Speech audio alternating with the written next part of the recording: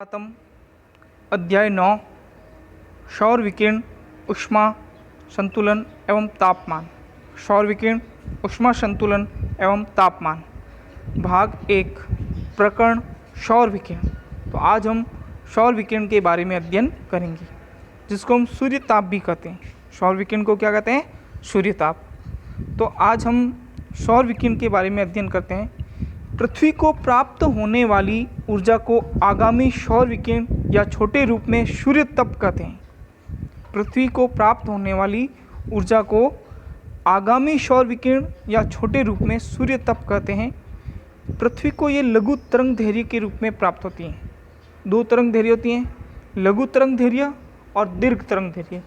तो जो सूर्य से पृथ्वी को जो तरंग तापमान प्राप्त होता है वो लघु तरंग दैर्घ्य के रूप में प्राप्त होता है, लेकिन पृथ्वी से जब सूर्य को तापमान प्राप्त होता है वो दीर्घ तरंग के रूप में प्राप्त होता है। अगर हम इस पृथ्वी के बारे में देखते हैं तो ये जो पृथ्वी है इसका आकार कैसा है? भू आभाकार। पृथ्वी का आकार कैसा है? भू आभाकार।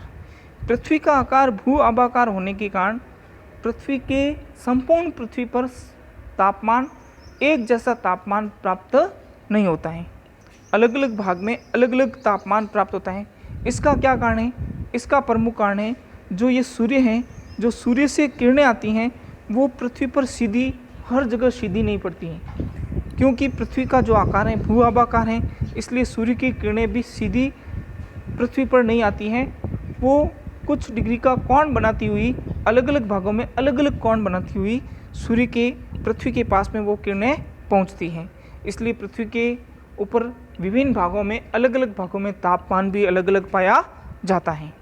अगर हम इसका विस्तृत अध्ययन करते हैं तो हम देखते हैं कि पृथ्वी व सूर्य के मध्य की अगर दूरी देखते हैं तो इन दोनों के बीच की अगर हम दूरी देखेंगे तो दूरी के बारे में अध्ययन अगर करते हैं तो हम देखते हैं जैसे ये आपको जो ये भाग दिखाई देता है, ये रेड कलर का मैं देख कर रहा हूँ।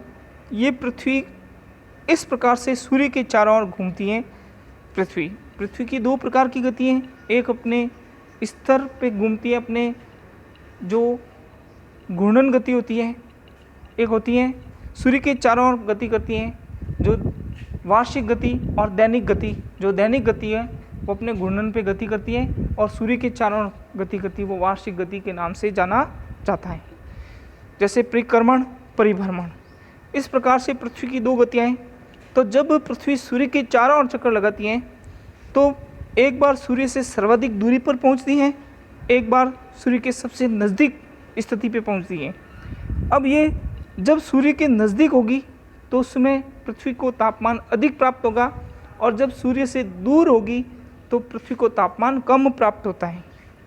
तो अगर हम देखते हैं तो सूर्य के सबसे नज़दीक वाली दूरी है वो 147 करोड़ किलोमीटर मानी जाती हैं, जो सबसे नज़दीकतम दूरी मानी जाती हैं, जिसको हम उपसौर के नाम से भी जानते हैं।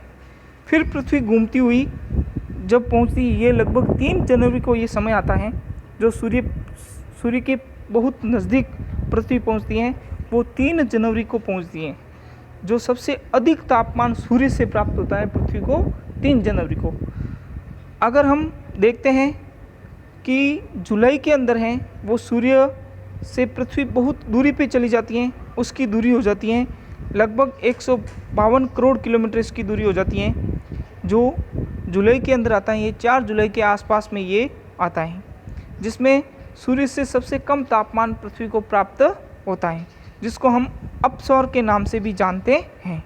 तो ये पृथ्वी का कक्ष है, ये जो है ये पृथ्वी का कक्ष है, जो पृथ्वी अपने कक्ष में घूमती हैं, कभी सूर्य के नज़दीक में आती हैं, कभी सूर्य से दूर चली जाती हैं। तो इस प्रकार से अगर हम इसको आगे बढ़ाते हैं तो आगे बढ़ाने पे हम पाएंगे कि पृथ्वी के ऊपर किस प्रकार से पृथ्वी भू आभा है, सूर्य की किरणें वायुमंडल के ऊपरी भाग पर तिरछी पड़ती हैं, जिसके कारण पृथ्वी सौर ऊर्जा के बहुत कम अंश को ही प्राप्त कर पाती है।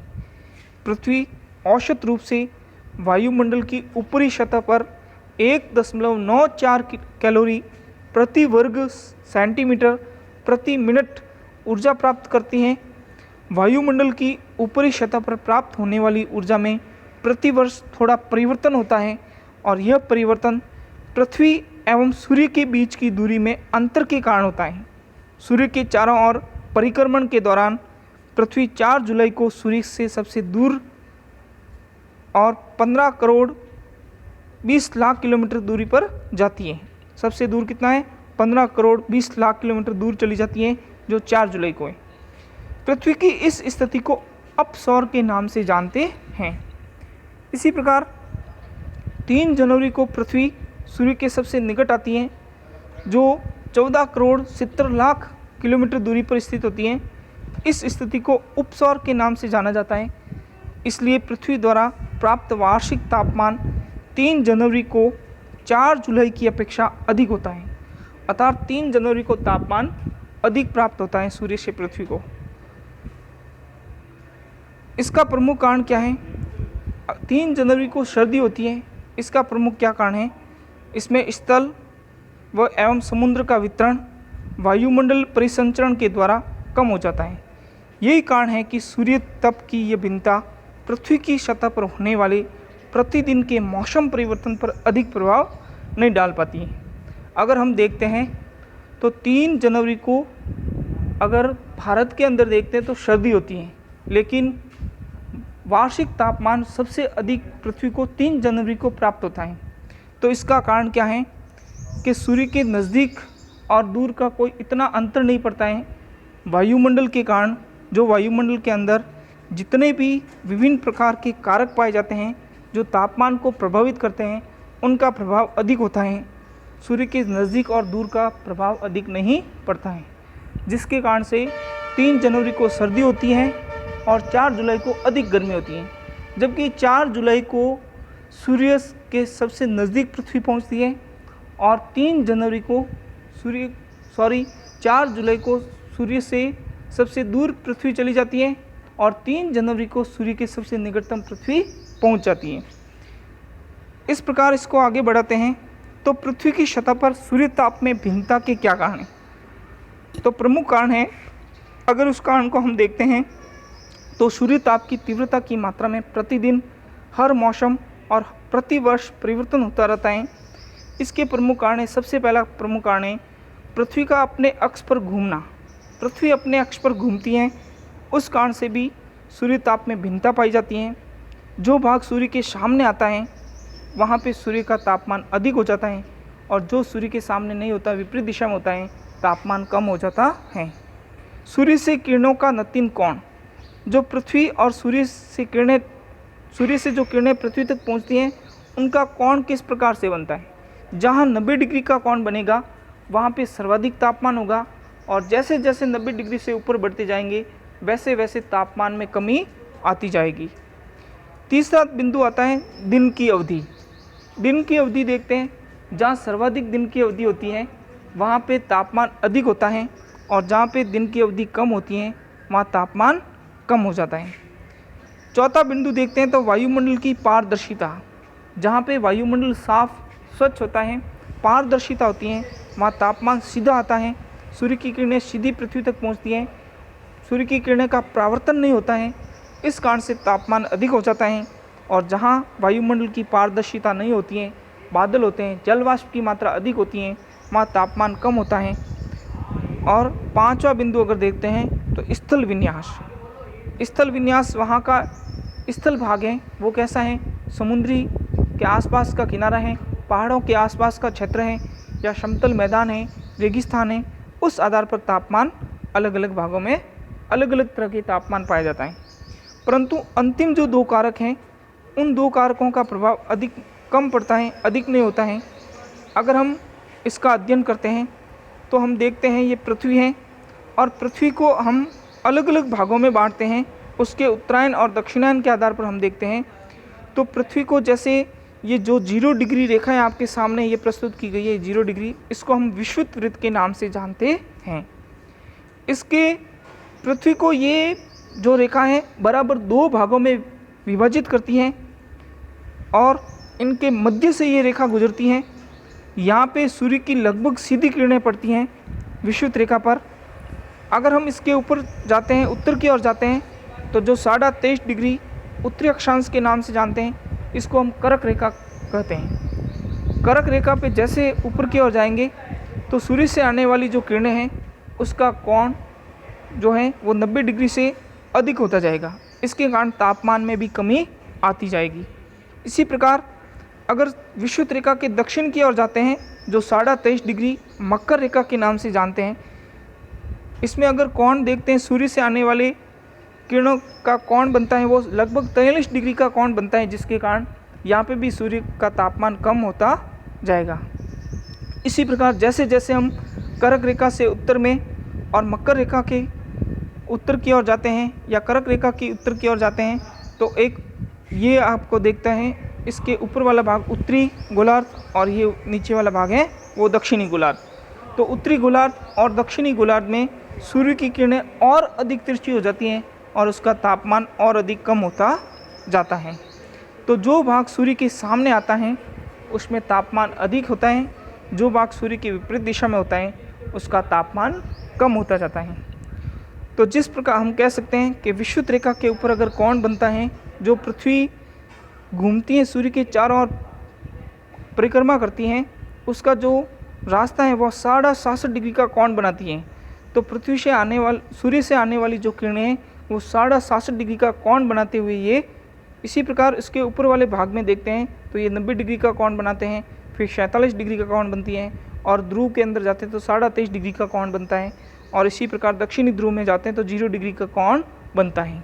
अर्थात उत्तरायण यानी जब पृथ्वी के उत्तरी गोलार्ध के अंदर सूर्य की किरणें सीधी पड़ती हैं लगभग, उसको उत्तरायण के नाम से जाने जाते हैं। जब दक्षिणायन यानी जब सूर्य की किरणें सीधी दक्षिणायन में पड़ती हैं उसको दक्षिणायन के नाम से जाना जाता है। अगर हम इसको आगे देखते हैं तो पृथ्वी का अक्ष सूर्य के चारों ओर परिक्रमण की समतल कक्ष से 67.5 डिग्री का कोण बनाते हैं, जो विभिन्न अक्षांशों पर प्राप्त होने वाली सूर्य तप की मात्रा को बहुत प्रभावित करता है। सूर्य तप की मात्रा को प्रभावित करने वाला दूसरा कारक किरणों का नति कोण है। ये किसी स्थान के अक्षांश पर निर्भर करती हैं। अक्षांश जितना ऊंचा होगा अर्थात ध्रुवों की ओर किरणों का नति कोण उतना ही कम होगा, अतः सूर्य की किरणें तिरछी पड़ेगी और तिरछी किरणों की अपेक्षा सीधी किरणें कम स्थान पर पड़ती हैं। किरणों के अधिक क्षेत्र में पड़ने के कारण ऊर्जा वितरण बड़े क्षेत्र में होता है तथा प्रति इकाई क्षेत्र को कम ऊर्जा मिलती है। इसके अतिरिक्त तिरछी किरणों को वायुमंडल की अधिक गहराई से गुजरना पड़ता है, अतः अधिक अवशोषण, प्रकीर्णन व विचरण के द्वारा ऊर्जा का अधिक ह्रास होता है।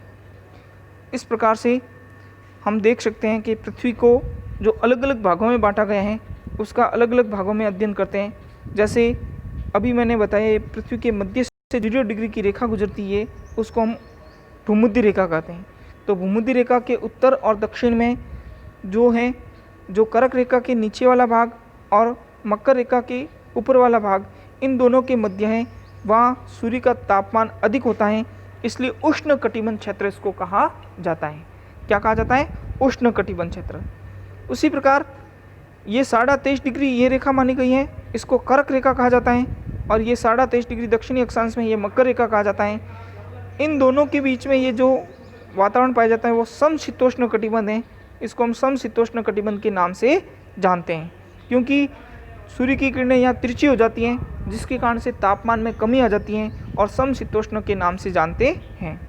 फिर 23.5 डिग्री से 67.5 डिग्री की ओर आगे बढ़ते हैं और 0 डिग्री तक पहुँचते हैं, तो ये शीत कटिबंध है, और ये भी उत्तरी ध्रुव और दक्षिणी ध्रुव में ये दोनों भाग हैं वो शीत कटिबंध के नाम से जाना जाता है, क्योंकि यहाँ सूर्य की किरणें सर्वाधिक तिरछी हो जाती हैं। तिरछी होने के कारण अधिक फैलती हैं, अधिक फैलने के कारण वहाँ तापमान कम हो जाता है। इस प्रकार से पूरे पृथ्वी को उष्ण कटिबंध, समशीतोष्ण कटिबंध और शीत कटिबंध, इन 3 भागों में विभक्त किया गया है। अगर हम इसको आगे बढ़ाते हैं तो सूर्य तप का पृथ्वी की सतह पर स्थानिक वितरण, धरातल पर प्राप्त सूर्य तप की मात्रा में उष्ण कटिबंध में 320 वाट प्रति वर्ग किलोमीटर से लेकर ध्रुवों पर 70 वाट प्रति वर्ग किलोमीटर तक भिन्नताएं पाई जाती हैं। सबसे अधिक सूर्य तप उपोष्ण कटिबंधीय मरुस्थलों में प्राप्त होता है, क्योंकि यहाँ मेघास्दान बहुत कम पाया जाता है उष्ण कटिबंध की अपेक्षा विषुवत वृत्त पर कम मात्रा में सूर्यताप प्राप्त होता है। जबकि विषुवत वृत्त पर सूर्य की किरणें सीधी पड़ती हैं, फिर भी वहाँ तापमान कम होता है। इसका प्रमुख कारण है वहाँ आर्द्रता अधिक है, वहाँ मौसम ऐसा रहता है, बादल अधिक बनते हैं और बादल अधिक बनने के कारण उष्ण आर्द्रता अधिक होने के कारण वहाँ तापमान कम पाया जाता है। सामान्यतः एक ही अक्षांश पर स्थित महाद्वीप भाग पर अधिक और महासागरीय भाग में अपेक्षाकृत कम मात्रा में सूर्यताप प्राप्त होता है।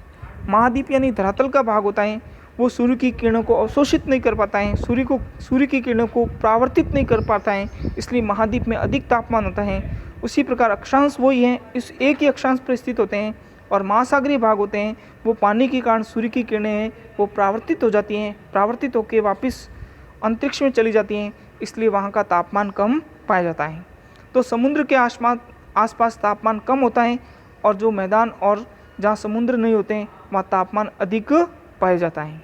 इसी प्रकार हम अगर इसको आगे बढ़ाते हैं तो सूर्य के ताप को देखते हैं तो शीत ऋतु में मध्य एवं उच्च अक्षांशों पर और ग्रीष्म ऋतु की अपेक्षा कम मात्रा में विकिरणें प्राप्त होती हैं। अगर हम सूर्य ताप को देखते हैं तो शीत ऋतु में मध्यम एवं उच्च अक्षांशों पर ग्रीष्म ऋतु की अपेक्षा कम मात्रा में विकिरणें प्राप्त होती हैं। तो शीत ऋतु में कम विकिरणें प्राप्त होती हैं। इसी प्रकार वायुमंडल का तापन और शीतलन, किस प्रकार तापमान बढ़ता है, किस प्रकार वापस ठंडा होता है।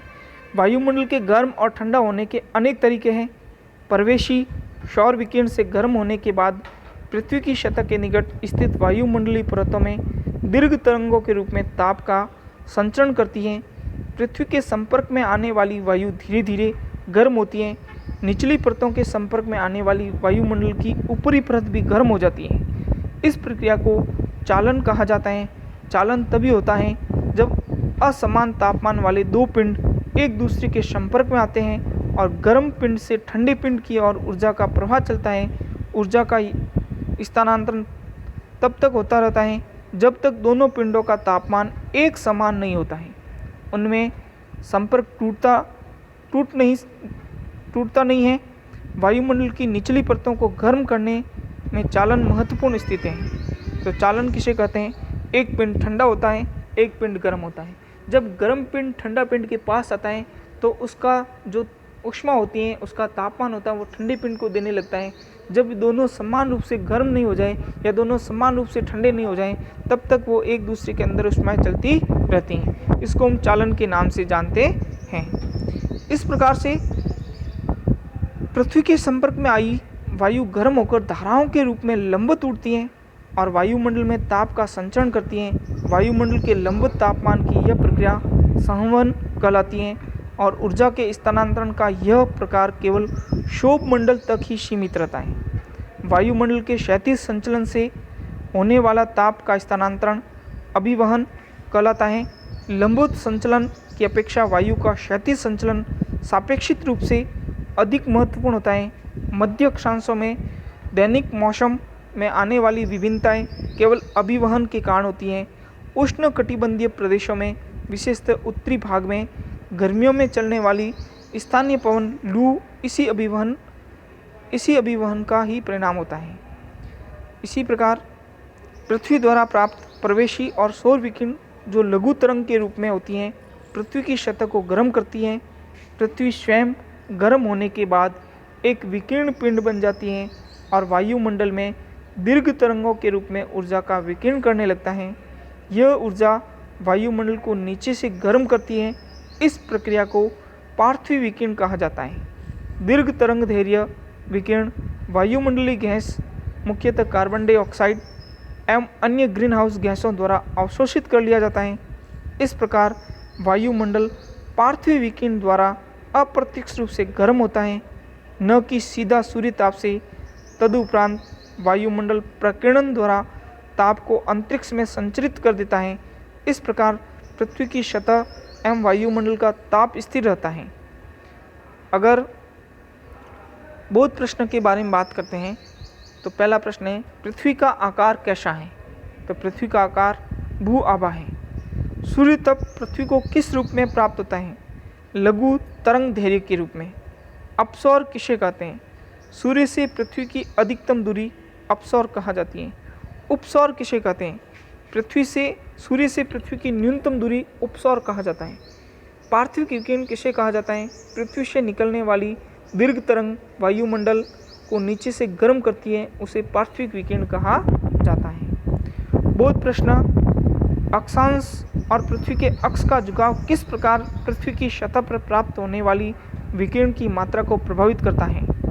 दूसरा गृह कार्य प्रश्न है, सौर विकिरण किसे कहते हैं? प्रभावित करने वाले कारकों को समझाइए।